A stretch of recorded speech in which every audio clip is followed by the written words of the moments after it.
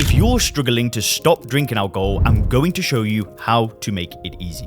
Because after not drinking myself for almost 8 years, after 10 years of struggling, it really boils down to one key thing. And I promise you, by the end of this video, I'm not gonna hide it.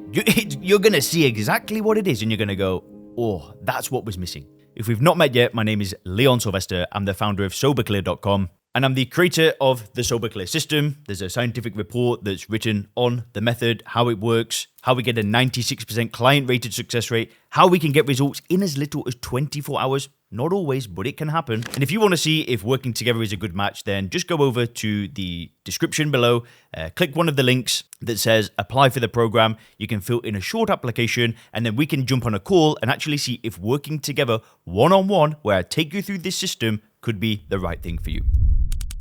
So what is the one thing that will help you stop drinking? So it all boils down to commitment. With commitment, you can change, right? If you are committed, you will figure it out. If you are not committed, I'm sorry, but nothing is going to help you. It is the most important thing in all of this. A lot of people that discover my YouTube channel, they'll be, Googling, they'll be looking around, and then all of a sudden they'll come onto this. The people who change through watching my videos, through joining the SoberClear program, through hiring me, are committed, always. The people that don't change aren't committed. And I know that sounds almost too simple, but think about it for a second. Let's think of a marriage. So I'm married, maybe you're married as well, but I want you to imagine that at your wedding ceremony, you go there and your spouse says, okay, well, let's give this a go. I'm not committed. I'm just kind of want to try it out. You'd be thinking, what? Have I married the wrong person? You're not fully committed?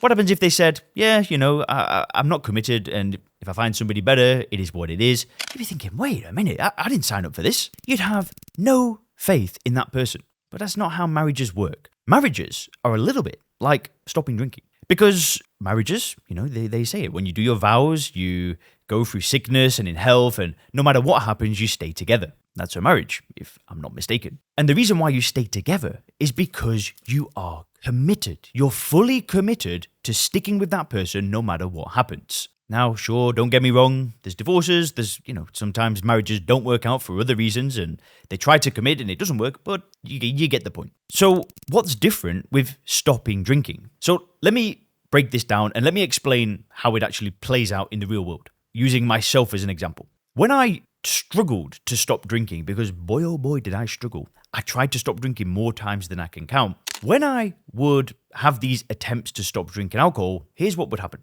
I might wake up one day and I'll just be thinking, I've had enough. I'm fed up of this. I feel terrible. I keep telling myself I'm going to stop. I don't do it. This is it. I'm going to try and stop drinking.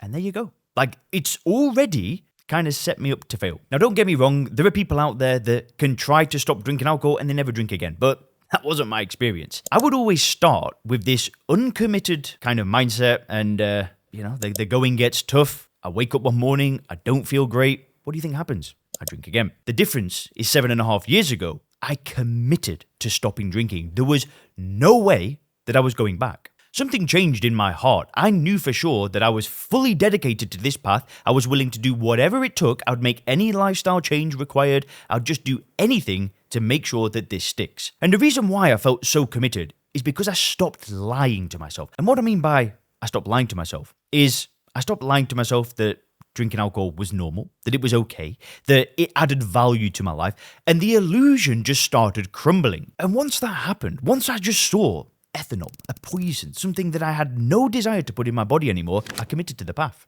I went all in. And listen, this isn't the only way to stop drinking alcohol. You can try for the rest of your life. You can use willpower, right? You can struggle through it. You can beg God to help you through the cravings. I'm not saying that you're going to fail by doing that. But I have got no desire to live a life that is constantly thinking about not being able to drink. Okay, sure, my work is about talking about not drinking alcohol, but I never think about it. I sit down with you and I'll make this video and I'll help you out. I go outside, I go to the gym, I hang out with my friends, I hang out with my wife. It takes up zero mental space because I saw it for what it was and I committed to the path.